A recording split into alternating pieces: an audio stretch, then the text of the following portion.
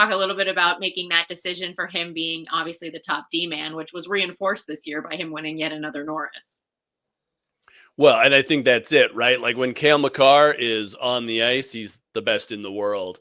Mhm. And, it's not just the points. I think that's the big thing.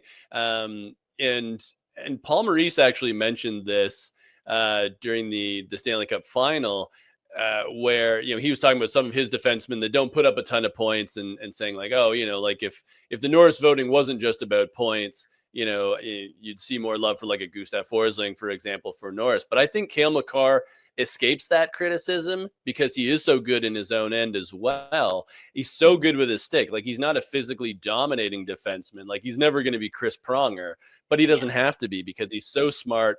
He's so quick. He's so good with his stick that he makes things happen in his own zone. And of course, we know what he can do in the offensive zone as well.